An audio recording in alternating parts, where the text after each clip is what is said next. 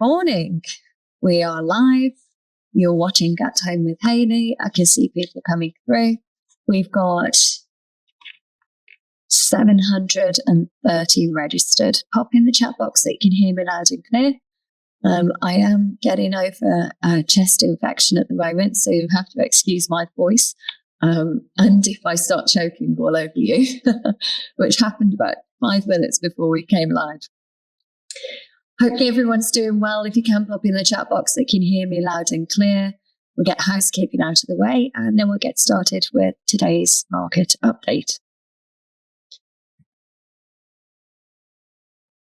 I can see some familiar names coming through and actually quite a few people I don't know as well. So say hi, introduce yourself. All messages are private. So if you want to send me a message, if you want to ask me a question that you don't want everyone to see, that's absolutely fine. Please feel free to pop it in the chat box and I'll make sure that I address all of the questions. Okay, so I've got some messages coming through so that you can hear me loud and clear. And so I'm going to crack on. Let me just update this, make sure that everyone's okay to get in. Yes, it's fine. Right, okay. Welcome to At Home with Hayley. This is the 76th episode.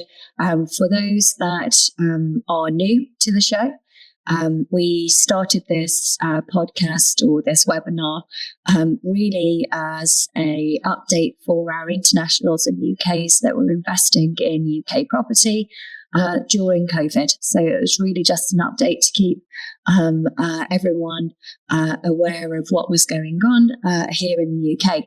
It was extremely popular, so we're how many years on now? It feels like a lifetime ago since COVID, doesn't it? But we're still going strong. We are across 90 different countries now, and we have around 700. Well, we've got 730 today. And people that are joining and dropping in and out as we go through. So for those that don't know who I am, I'm Hayley Andrews. I'm the co-founder of Your Freedom Empire. I am the CEO of multiple different companies. I'm a portfolio landlord across commercial and residential. I've been in the industry since 2002.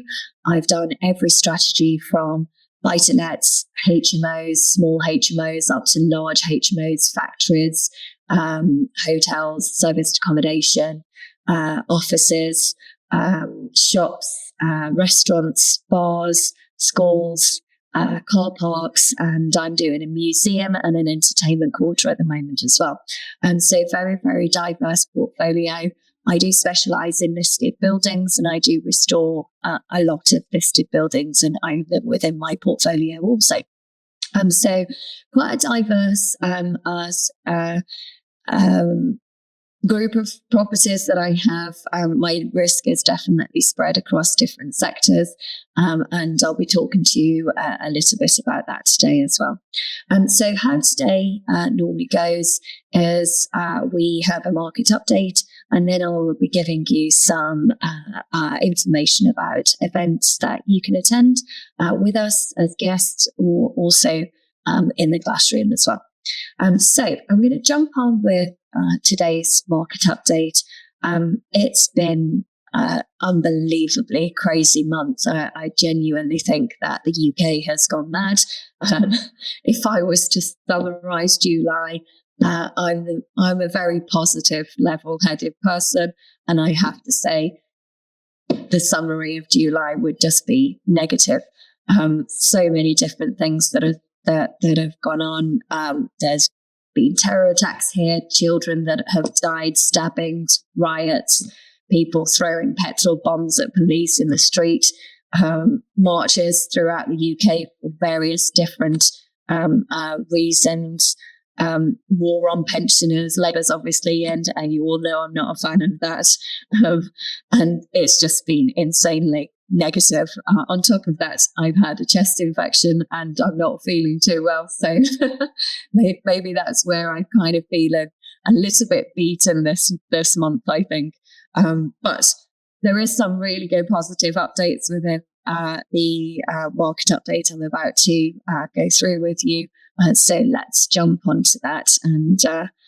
And statistics don't lie. And there's some really, really good statistics to share with you today. So I'm just going to check the chat box. You can still hear me. Yep, that's fine. And I'm going to jump off camera and I'm going to go through today's market update. Now, I've got various different publications in front of me, and I'm going to do my best to kind of summarize. I don't know where to start today, to be honest.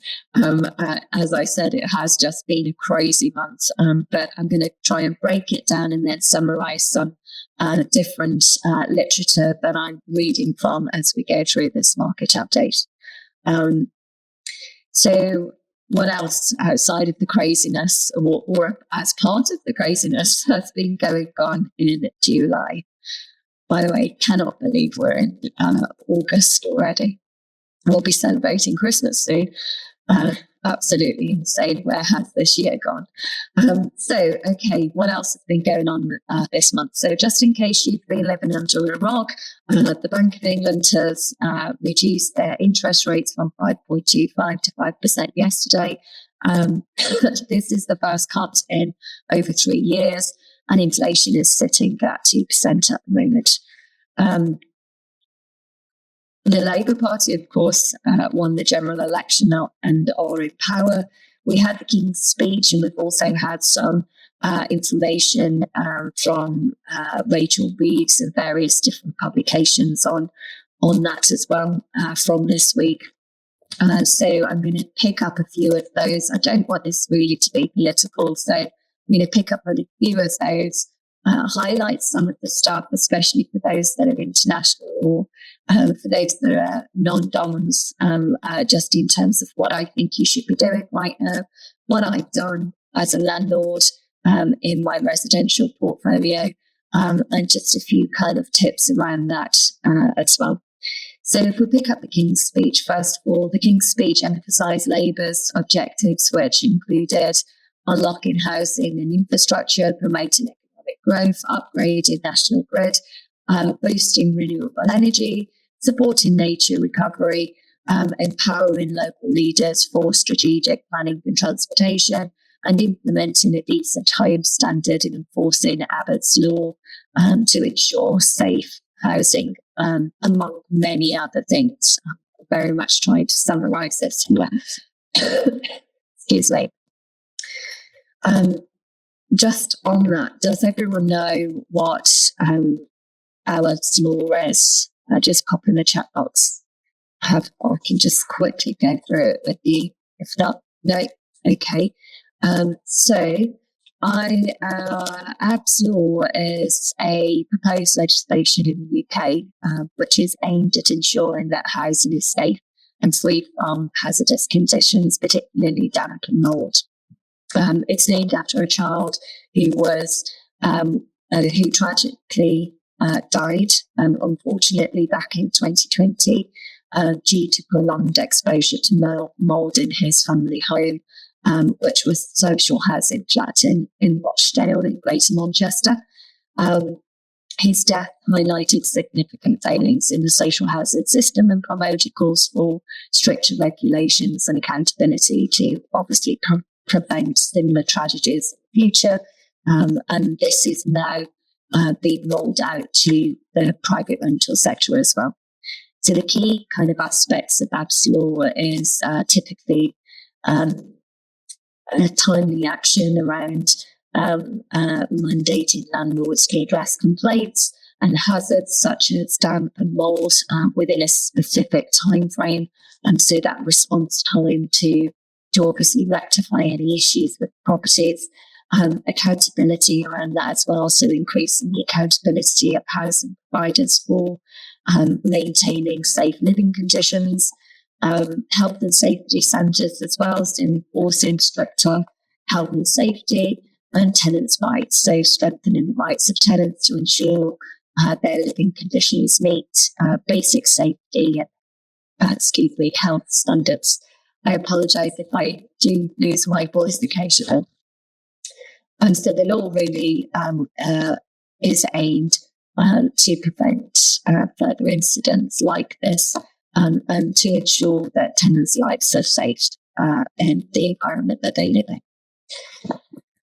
So what else? So Rachel Reeves, so she's claimed that Jeremy Hunt, the former Chancellor, has lied to Parliament and the country about the state of public spending, and denotes that it was a 22 billion public finance shortfall.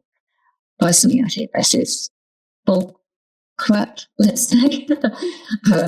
Nearly half, if you were to listen, watch and read, nearly half of that financial shortfall, or this aka black hole, she's talking about has resulted from funding above inflation public sector pay increases, including significant pay rises for junior doctors, and to their strike action, which there will be a saving of, but if you look at that in comparison to the spend, it does not align. She's created the black hole by spending nearly, I had to laugh at this article and I've pulled this out. She created the black hole by spending 1 billion a day since she's been in power, which at the time of announcing this week was 22 days. So she's already scrapped several Conservative policies, including a cap on social care costs, which is an absolute joke. She's also scrapped hospitals, hospital building plans, some road projects, while also scrapping winter fuel payments for pensioners. And it's only available now on a means-tested basis. So there's no cap on people, with all due respect, and I mean no, I need no harm by saying this, but there's no cap at all on people on benefits that are popping out children left, right, and centre.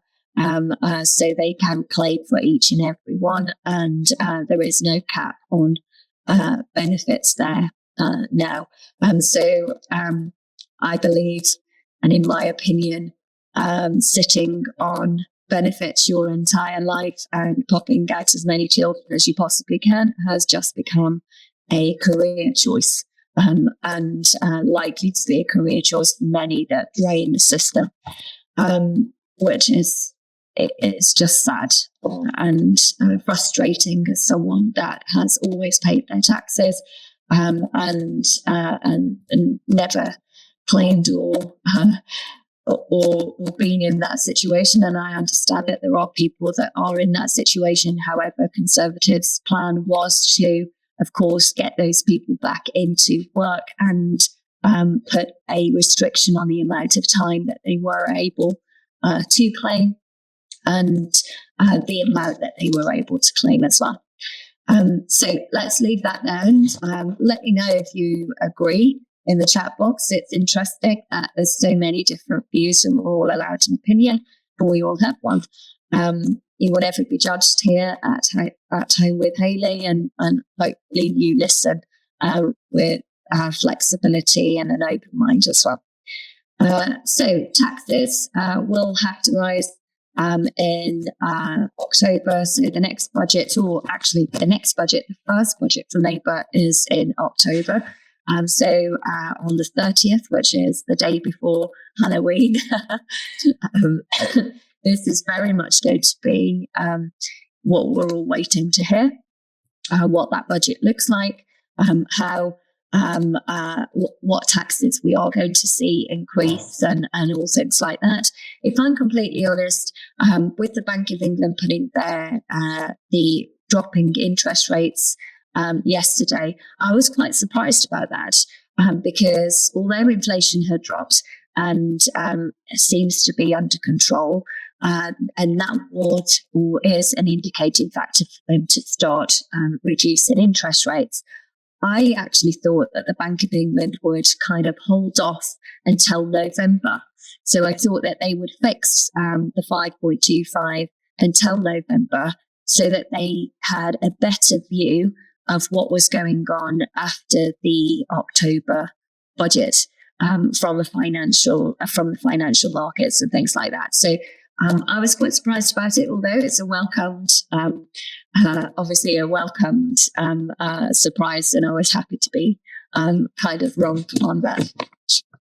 But what has Chancellor said? So she said that she rules out raising national insurance, VAT or income tax, but has also said that this £22 billion needs to come from somewhere. So what possible changes might she announce? Stealth tax has been talked about. So introduce a stealth tax by focusing on tax thresholds, so the amount earned before tax, extend the current freeze on income tax and national insurance thresholds beyond 2028. That will create a fiscal drag, affect increase in tax revenue as wages rise. And also under that, the Resolution Foundation estimated that the current freeze will generate about 40 billion by 2028. So that's very much on the cards. All of this is obviously just an opinion of what we think that she might actually bring to the table in October. So capital gains tax, the increase on capital gains rates, we believe is coming, which are currently lower than income tax rates. Capital gains tax is charged on profits from the sale of assets. Current rates 10%, 18% on residential properties, and rise to 20%, 24% on residential properties above the basic tax rate. So critics argue, and I have to agree, that capital gains tax could hurt small business and entrepreneurs, and of course also hurt economic growth. So that's not welcomed at all, but very much on the cards. Reduced pension tax relief. This, of course, is something we've already just talked about slightly, but the review of the current pension tax relief system, where relief matches taxpayers' income tax rate. And it's thought she might consider introducing a flat rate of pension tax relief, making it less generous for higher earners. The IFS suggests this could change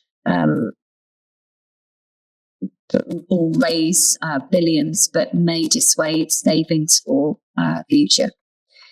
So the biggie, and I have to admit, one that I immediately paid attention to and have booked in a call with my legal advisor and tax advisor for a succession planning discussion, is raise in inheritance tax. So the current inheritance tax is at 40% on estates above 325,000, I believe. And there were mentions that this would raise to 54%. Potential changes include raising the tax rate or reducing reliefs on certain assets and pension savings, and reforming inheritance tax is definitely on the cards, I would say. The Telegraph actually reported on this, and I picked up the headlines, and hopefully, you don't mind me reading them out. The Telegraph reported that families rushed to give away fortunes amid inheritance tax raid fears. So Britain's plan to dodge death tax duties as Rachel Rees' 22 million funding black hole appears. And as I said, this is something I immediately paid attention to and have taken steps to kind of see what we can do to obviously protect what we've built over our careers for our children and future generations and the legacies that we're supposed to be leaving behind. So if you are in a position where you own assets, and this is something that you really should be speaking to your tax advisors and legal advisors now, to make sure that you are covering yourself, you've got the correct structures and all things like that. What else? So Labour Party's proposals on non-doms, which is another big one. So scrap traditional relief, So cancel the 50% income tax discount for the first year of the new regime. Non-doms to be taxed on worldwide income and gains from 6th of April 2025 without transitional release. Promote reinvestment of assets is what they're looking for. So inheritance tax on foreign trusts assets. So include all foreign assets held in trust with UK inheritance tax, regardless of when they were placed in trust as well. So this is, this could lead to significant tax liabilities for non-doms using trust for tax flooding. Advice I'd give to non-doms to kind of take, and of course, I'm not a tax advisor or a legal advisor, so this is really just for you to go away and speak to those individuals. But non-UK domiciled individuals should seek professional tax advice. In my opinion, some may consider relocating, but UK property and certain assets may still be subject to UK tax, including inheritance tax. A law firm can assist in assessing the tax position on worldwide assets in light of these proposals as well. So if you're worried about them, please seek advice sooner rather than later. But I must admit, I have taken lots of actions I wouldn't have otherwise taken as a result of Labour coming into government. I've spoken to many of you, as lots of you are within my circle, come to my networking events, have been educated by me in some shape or form, and all dial in on a regular basis or follow me on socials. As a result of Labour coming in just on the residential side, so I've instructed a review of my entire residential portfolio. Any non-late paying tenants or possible problem tenants have been issued with notices, and now rent reviews and increased notices have been served, resulting in many tenants now having to face their rents being increased by at least £200 to £300 per calendar month, something I wouldn't have otherwise done. But the talk of rent caps and things like that and controls is obviously forcing my hand there. And I've instructed rent guarantee insurance on all residential tenants we intend to keep. So even those tenants that are behaving well, paying one time and not an issue, we are taking steps to make sure that if there is any issues in the future, we're covered as landlords. My active tenant arrears account is £98,000 since COVID across my portfolio. But I'm the parasite, according to the news and newspapers, the news on TV, and every publication that you read. Landlords are parasites. I was allowing payment plans at no additional interest and wiped off some debt to give tenants a fresh start, etc. Bearing in mind, I'm talking about active tenants, so people that are still living with me. That's the amount I'm talking about. I have written off lots of debt where tenants have moved out or we have evicted them.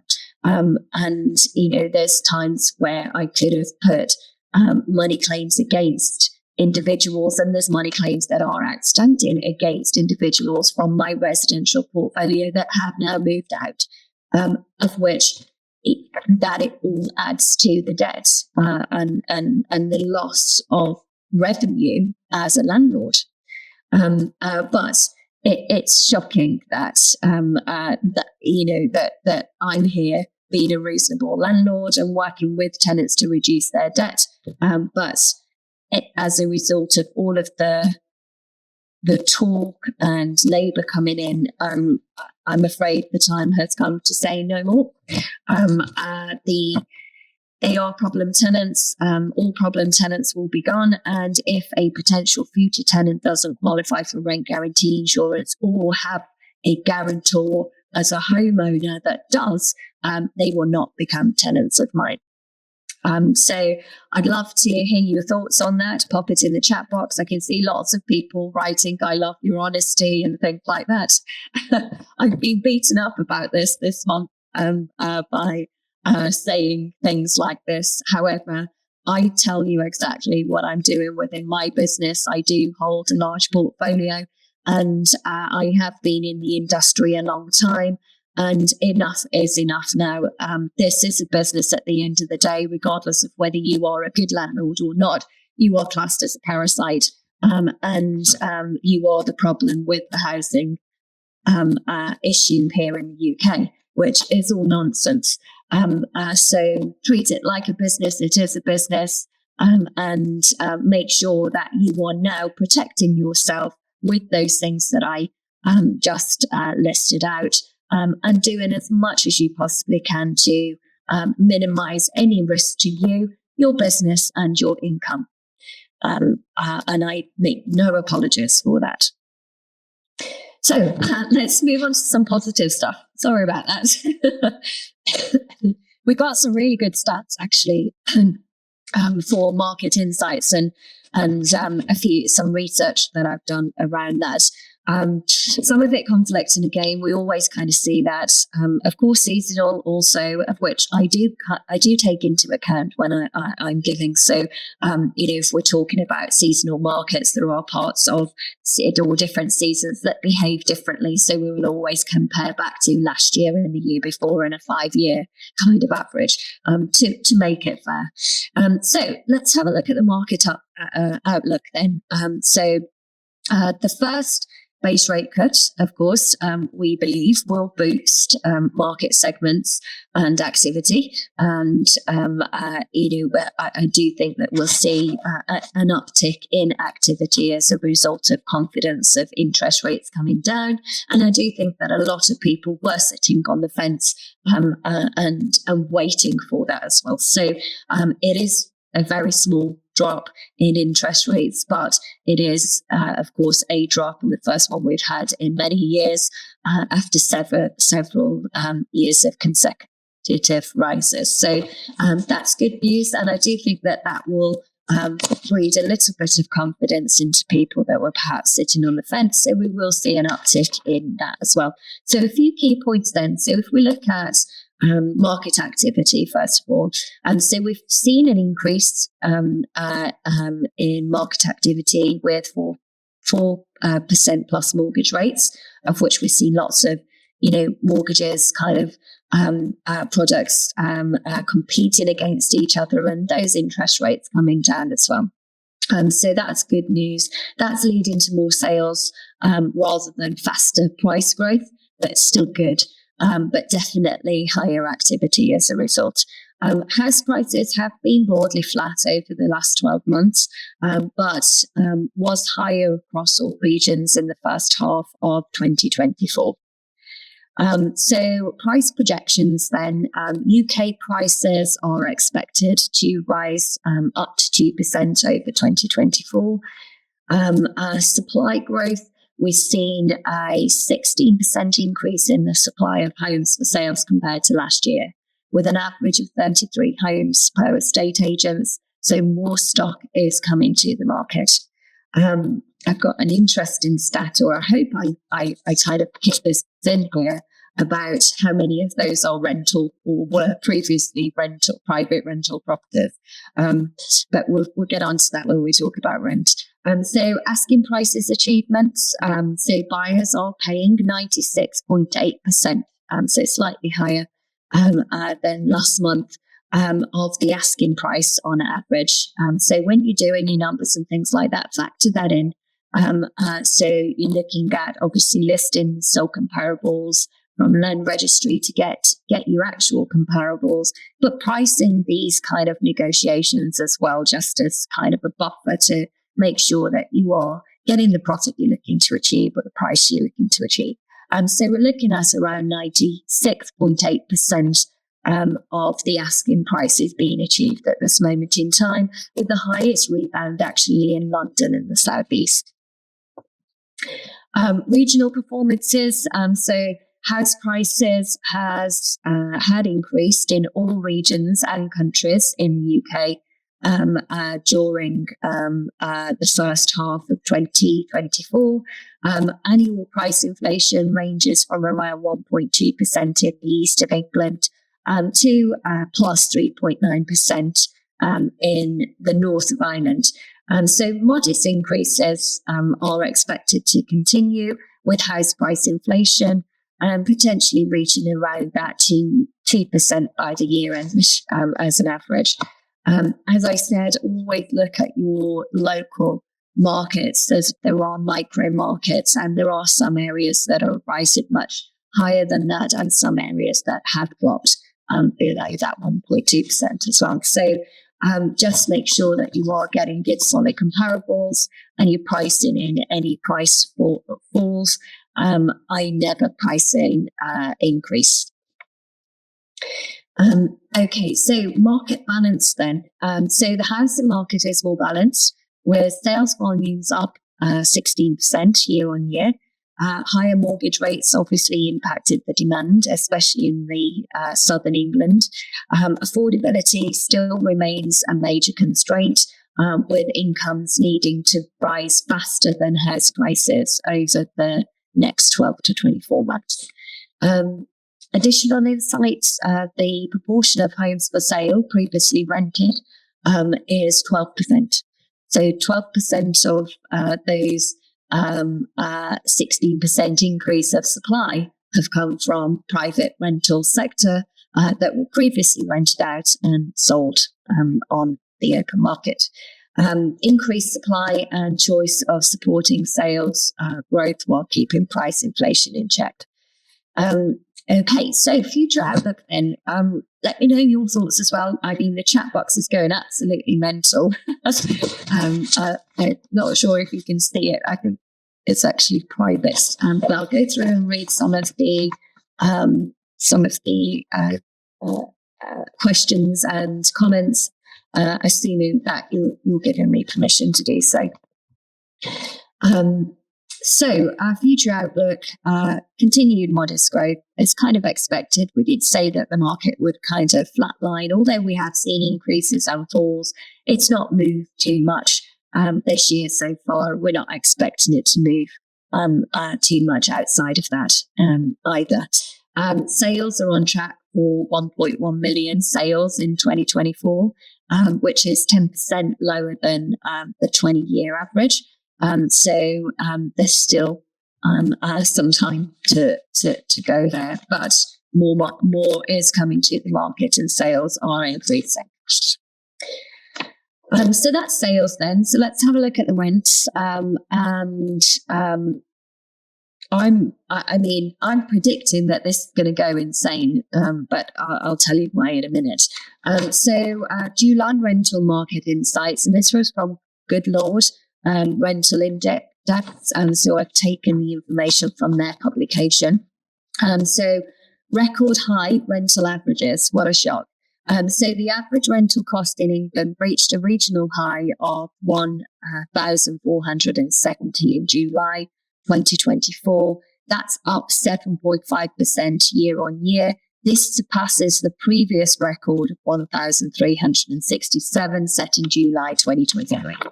So there are, of course, regional variations, and some of the monthly trends we've seen from June to July 24. Rents rose sharply by 20%, driven by a high summer demand. Smallest month-on-month changes were in Greater London at 5% and the West Midlands at 3%. Void periods, so average void periods decreased from 17 days in June to 11 days in July, a reduction of 35%. So shortest voids were in the northwest at 5 days and southwest at 7 days. So that turnover of tenants is super quick, and void periods are dropping. But despite the monthly reduction, voids are still slightly longer year on year compared to 2023, get it right. And it was then at 9 days as an average. comments from Goodlord, who reported this data. So the CEO of Goodlord highlighted the unexpected surge in rental prices, breaking previous records. He emphasized the need for accelerated house building to address the supply squeeze and high demand in the rental market.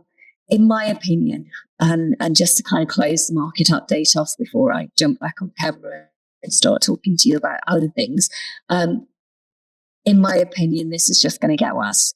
When all of the landlords like me that have issued notices for rent increases actually start to take effect and tenants start paying the higher rent per calendar month, I suspect rental increases will jump massively and rise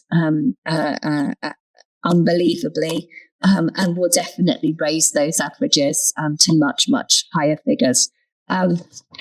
Pretty much 90% of the landlords that I speak to and will deal with, or are part of my circle, are doing exactly the same as me. They fear about the rent increase caps. Obviously, the Section 21 being scrapped without the court systems being reformed and in place. They fear, of course, evicting problem tenants, rent arrears, which may not be a ground to evict people under, which, there's nothing's written in stone yet, but all conversations that have been had. But so everybody has done, a large percentage, high 90s, have done exactly what I've done and issued all rent increase notices now to put their rents up so that they don't fall in line with not being able to. Got rid of any or issued notice to remove and gain possession of their properties in instances where there are potential problem tenants or past problem tenants where they've been continuously late paying rent or not paying rent at all, or in arrears in some shape or form, or there's been antisocial behaviour or any other kind of grounds. They've issued notices now to get possession of their properties, so the new tenants they put in, they can qualify and they can get rent guarantee insurance on to protect themselves as landlords moving forward in the event that a tenant does default or possession is required. So as a result of that, once the rental increase notice comes to fruition, we will see rents rise massively, in my opinion. Again, let me know in the chat box what your thoughts are on that. And if you've done the same, some people have said I'm a bitch for doing that. I am a bit of a bitch. That's absolutely fine. And you can't please everyone. And I wouldn't want to either. I'll tell you exactly what I'm doing. And I'll be honest with you about the state of the situation. And as a portfolio landlord, what I am doing, not necessarily right, not wrong, not advice, just giving you my opinion on the situation and what steps I've taken to kind of protect myself as much as I possibly can. Hopefully you enjoyed that market update. I can't believe I took 40 minutes to kind of go through that. I do apologise without a voice as well. So I kind of like my voice with it coming and going. I think it's quite sexy, to be honest. I might actually support this tone moving forward. So yes, I can see in the chat box that everyone has been going absolutely mental. They're saying that they appreciate my honesty, totally agree with me. The world's gone mad. Everything is mad. They're doing exactly the same thing. Love your honesty and directness. Sorry to hear that you're ill. Lots of people saying, hope you feel better soon. The webinar is recorded, so people are asking if the webinars are recorded. They are recorded, and they will go onto my YouTube channel, which is Your Freedom Empire, and that will be at some point today or tomorrow. Are you waiting for at least a year before increasing the rent, or can you increase the rent even if the tenant has been renting for less than 1 year? That depends on your tenancy agreement. Sorry, that was a question, but I don't read out names or anything like that unless you give me permission to do so. In answer to that question, during a fixed term, you cannot increase the rent. During a fixed term period, that's not possible. So you need to wait until that fixed term has expired. I personally only issue 6-month ASTs, or have done in the past. Of course, that will change under Labour. Yes, you can't increase increase the rent during a fixed term period. You can serve notice to state that at the end of the fixed term period. So in line with that the rent will be increasing upon the end of the fixed term, and what that will be increased to.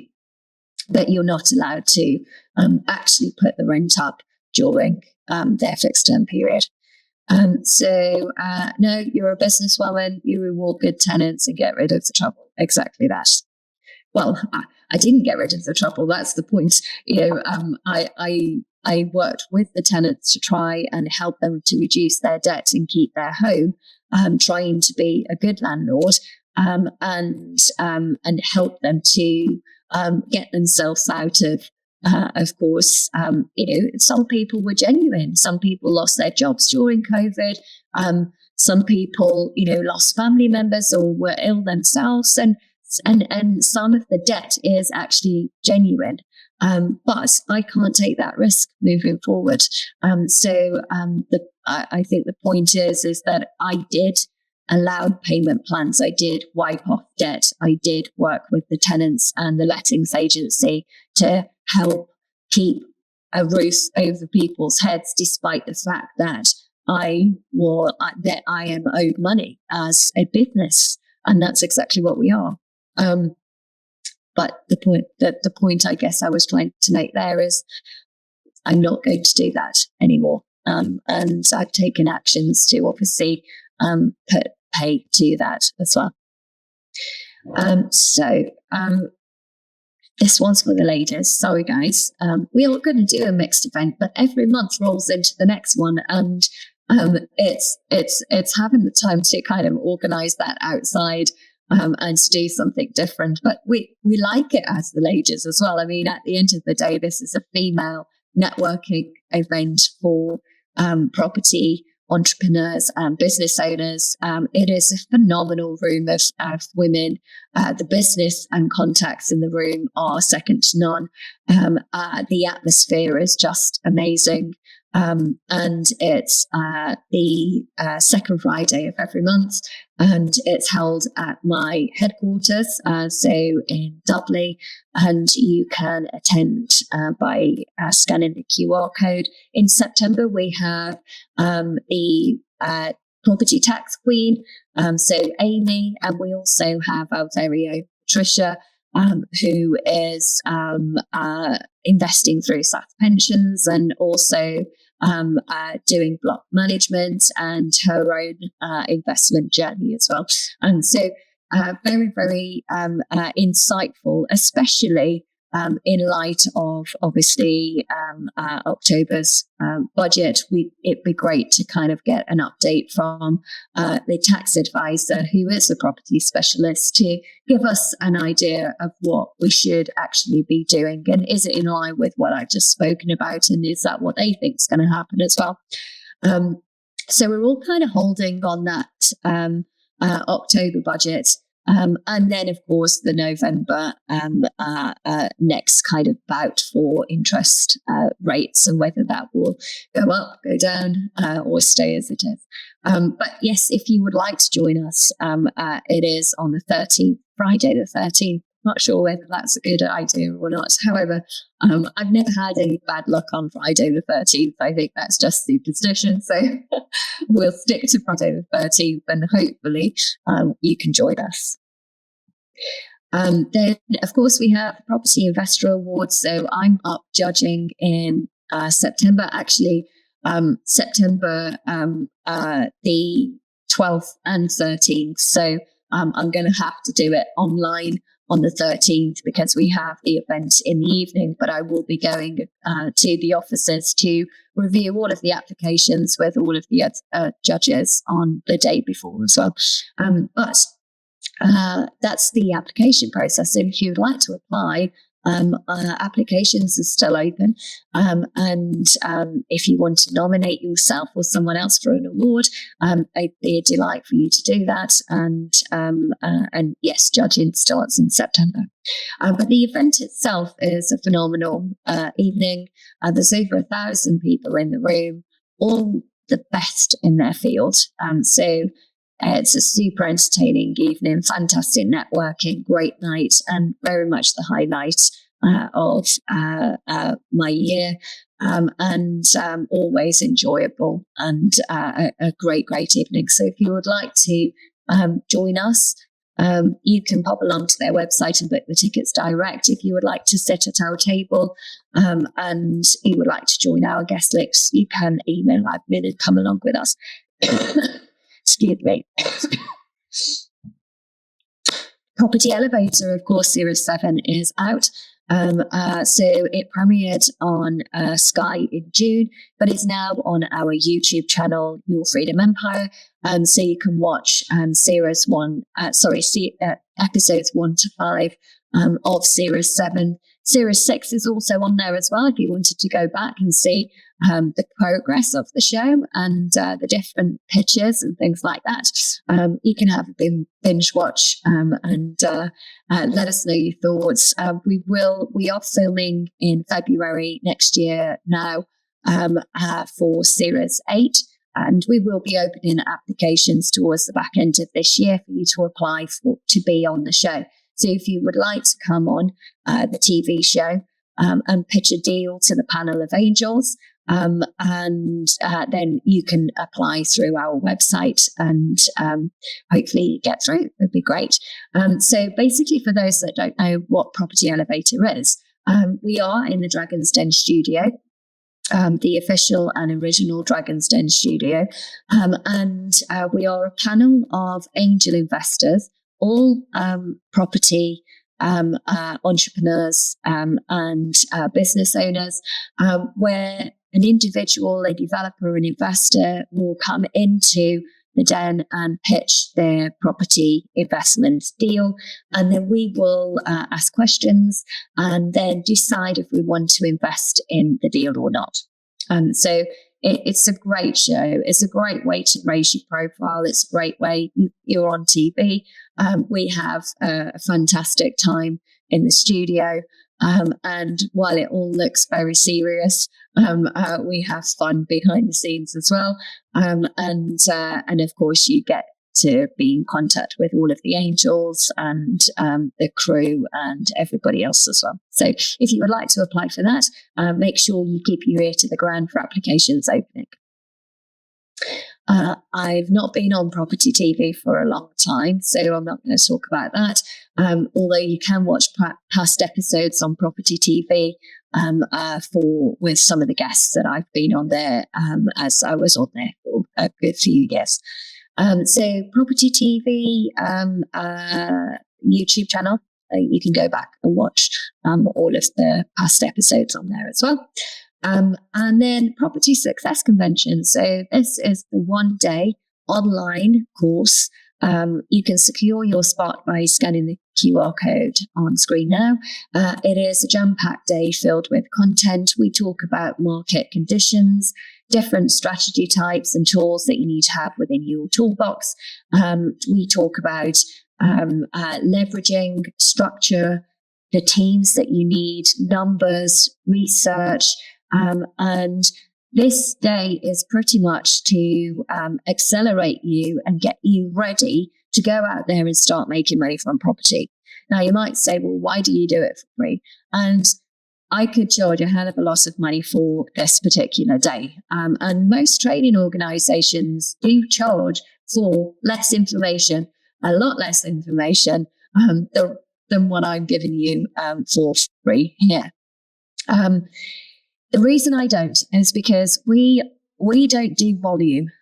We are the best training organisation in the UK, and we are global, as I said, across 18 different countries. We've been running for a really, really long time. I've been a specialist mentor now across international and UK for well over a decade, and we've got an excellent track record. The reason we do have all of that is because we qualify people before they come through. So the idea is to give you a taster, let you see what our training is all about. You will see for yourself that we are the best. And I don't mean that from an egotistical point of view. I mean that from practice, knowing, being active, practicing what I preach, teaching you what you need to know, and giving you the information to be able to go out there and start making money from property so that you come back to me for mentorship and further training and pay for that moving forward. So the idea is to give you a base for you to start making money so that you can pay for training to then move your business to a different level through me and my teams. So if you would like to attend that, and this is whether you are new or whether you are already purchasing property, whether you have a portfolio, whether you want to move up to the next steps, it doesn't matter. It is a jam-packed day and you will not be disappointed. So book your spot. And then this is a free consultation call with a YFE mentor. It can be myself if that's who you want to talk to. Excuse me. Of course, it comes down to availability. But you can scan the QR code on screen now or pop along to our website under the Education Hub option menu and book a call in with a YFE mentor. You can request me as part of that still. And this is a 30-minute consultation call where we can discuss your current situation, any problems that you may be having, training, if that's what you would like to discuss as well. If you're feeling stuck or you don't know where to start, or anything at all, as long as it's property related. So if you would like to book a call, pop across to the website or scan the QR code on screen now. And then I'm going to say, I don't have time to go through all of the questions. We've run out of time, unfortunately. However, I will address all of the questions and come back to you personally via email.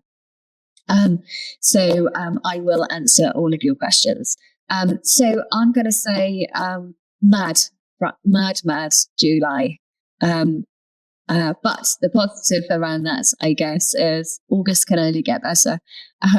I actually have a hell of a lot of exciting things going on at the moment, and I apologise for the negative tone in today's section, or it really is just the realism behind it. It's not always sunshine and rainbows, and sometimes we do have to make, and a lot of the times we do have to make difficult decisions, and I'm here to obviously help and guide with that, but also to tell you what I'm doing. So I will keep it a bit more positive next month. Well, hopefully, unless things get worse, which is very hard to believe.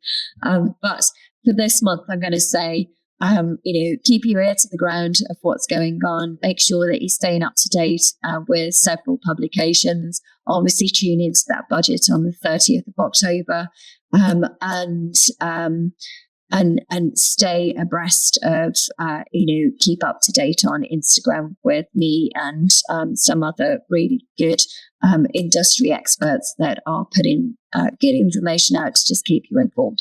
But I'm going to say, have a wonderful, wonderful August. Hopefully you're enjoying the sunshine somewhere and having a great time. And I'm going to love you and leave you for this month and say I will see you again in August. No, I won't see you in August. It's already August. When will I see you? September. So I'm going to say goodbye for now and have an amazing month. Take care.